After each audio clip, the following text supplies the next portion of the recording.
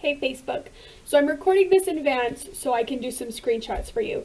But today I'm going to go over how to document your PPP loan. If you're like many other companies right now, you just received funding, you need to add it into your QuickBooks Online. But a lot of times people don't know how to add loans into QuickBooks Online. So if you're doing this yourself, or you have office staff that is needing to know how to enter this into your QuickBooks, this is a really great tutorial. And then for those who don't know me, my name is Kirsten Ward. I own Reliance Bookkeeping, and we do bookkeeping for small to medium-sized companies, and our focus is on construction, but we do have several offshoots. So if you have any questions, be sure and let us know in the comments. But with saying that, we'll go ahead and move on to the tutorial. Okay, so this here is going to be our dummy account. This is actually an account that comes with all accountant users. And so this isn't an actual company, it's just a makeup one, so don't worry. But first we're gonna go here. So you can see we have our checking, savings, MasterCard, and I've set up a US Bank PPP loan. So this is for the, say, my recommendation in previous videos was to open up a separate bank account. But if you have a savings account that you're not using, say that it's like savings 003 or 002, you can actually rename that and just use that as your separate account. The reason that I recommend doing that is because we don't want to confuse transactions in here with transactions here for when your bank requests reports for the forgivable portion of the loan.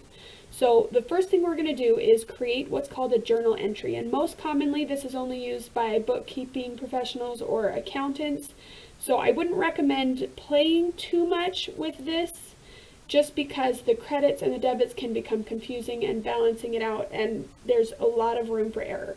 But for this video and its purposes, recording the loan, this is what I'm going to recommend doing.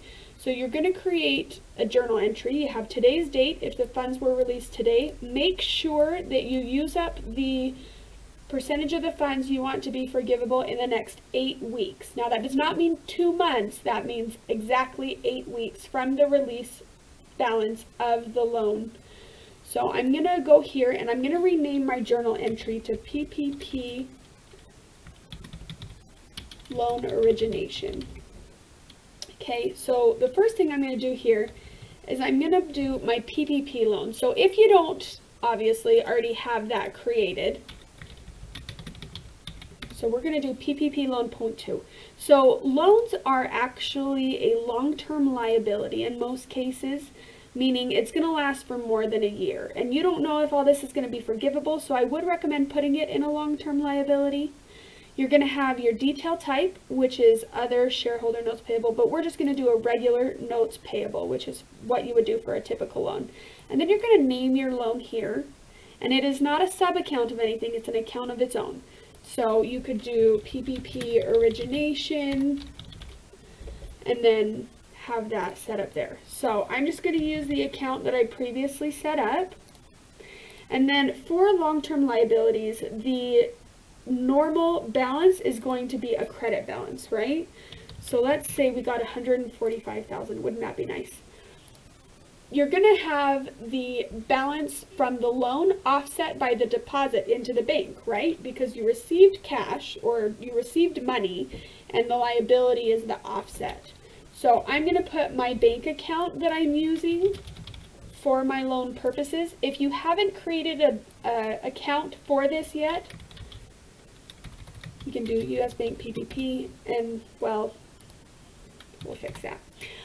This is going to be the same as if you were to create a bank account. So it's bank, and it's either a savings or a checking account, right? And then the name, I like to put PPP here so that it's easier to differentiate from other accounts. And then again, it's not a sub-account of anything. So I'm just going to put the one that I previously created here. So that's really all I have to do for my PPP loan. Now, let's say hypothetically that it was deposited into your checking account and then transferred to your PPP account, right? So we want to start the PPP loan versus the checking, and then you're going to take the money from checking, which normally would have a debit account, but we're taking the money away. So we're going to credit the checking account, and we're going to put the balance in the US bank account. So as you can see here, loan was created, deposited into checking, taken from checking, and transferred to the PPP loan. So what I would also do here is I would put the description in all of these so that if you're going through that account specifically, it's going to show you the description of the account so that you know where that came from rather than the journal entry number.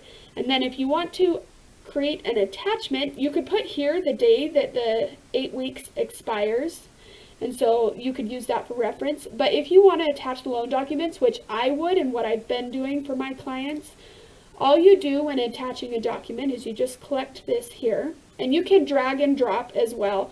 But if you're just wanting to attach it from your document folder, all you need to do, and I just set this fake company up on my desktop for these purposes, but you go into your fake company account and then you can do the document. It doesn't matter if it's an Excel or if it's a PDF or a CSV or Word, whatever, you can save it there.